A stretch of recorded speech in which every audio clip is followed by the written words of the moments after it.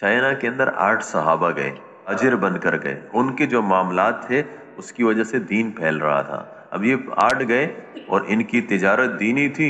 लोगों ने बाकी सब कुछ को छोड़ दिया, इन्हीं से सब कुछ खरीदने लगे। अब वो जितने बाकी दुकानदार थे उनकी तिजारत ठप हो गई। हुकूमत के पास गए कि भाई ये बाहर से आए हुए लोग हैं, इनको जिला वतन करो ताकि हमारी दुकानें चले। हुकूमत ने आर्डर पास किया कि भाई इन 8 के 8 को जिला वतन करो, निकालो। आवाम को पता चला ना, आवाम खड़ी हो गई। उन्होंने कहा अगर ये लोग इस मुल्क में नहीं रहेंगे ना तो हम भी नहीं रहेंगे। हुकूमत ने ये सोचा कि भाई जब आवाम ही नहीं रहेगी तो हम हुकूमत करेंगे किस पर, और अपना आर्डर वापस ले लिया। इस वक्त चाइना के अंदर 29 करोड़ मुसलमान हैं। अब ये उन सहाबा के हिस्से में है जो ताजिर बनकर गए, उनकी तिजारत से इस्लाम फैला। आज हमारी तिजारतों से क्या फैल रहा है? हमारी जब तालिब इल्मी का ज़माना था, कराची में पढ़ते थे ना, सिंध के अंदर हम चिल्ला लगाते थे, पिरामिड आते थे, रास्ते की तश्कील उसकी होती थी सिंध की अक्सर।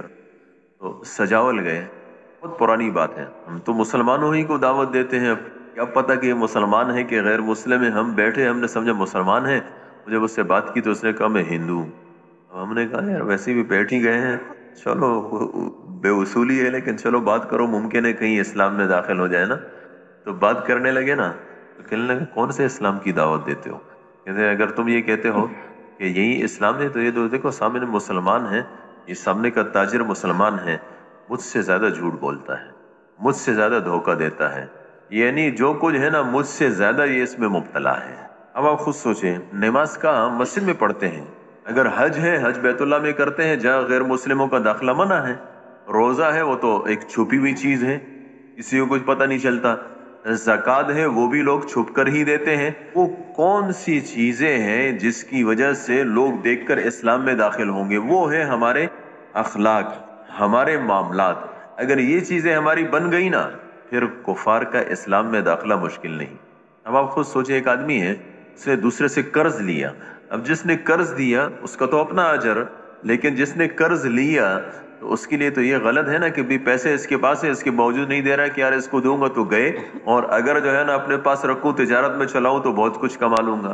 आप सल्लल्लाहु अलैहि वसल्लम ने फरमाया कि मतलुल गनी जुल्मुन, जो आदमी गनी है उसके पास पैसे हैं लेकिन इसके बावजूद ये अपना कर्ज अदा नहीं कर रहा है, टाल मटोल कर रहा है, इसका टाल मटोल करना ये जुल्म है। अब ये नमाज पढ़ रहा है ना, लेकिन इसके साथ ये जालिम भी है, रोजेदार भी है, जालिम भी है। जब तक इसने अपना कर्ज अदा किया नहीं होगा ना, उस वक्त तक ये जालिम की सिफ्त इसके साथ लगी रहेगी। जिस तरीके से आपको पैसों की जरूरत है, इस तरीके से जिसने कर्ज दिया है उसको भी जरूरत है। इंसान जब सब चीजों में कमाइया सोचता है तो कभी सोचता है कि यार तबलीग को भी कमाई का जरिया बनाऊं। अजर का मतलब सिर्फ पैसे में से नहीं है, बदला। तबलीग की मेहनत पर किसी किस्म का कोई बदला नहीं चाहता, चाहे वो पैसों की सूरत में हो, चाहे वो मेरी वाह वाह की सूरत में हो, चाहे किसी भी सूरत में हो। तबलीग के काम का बदला किसी तरीके से भी नहीं लेना। न अजरिया इल्ला अला रब्बिल आलमीन, इसका बदला तो एक अल्लाह ही की जात देगी। खालिसतन अल्लाह के लिए करना, इसलिए कि ये पैगंबरों का काम है और सारे के सारे पैगंबर मुखलिसीन थे, इखलास वाले थे। करेंगे ना इंशाअल्लाह। अल्लाह रब्बुल इज्जत हम सबको अमल की तौफीक अता फरमाए।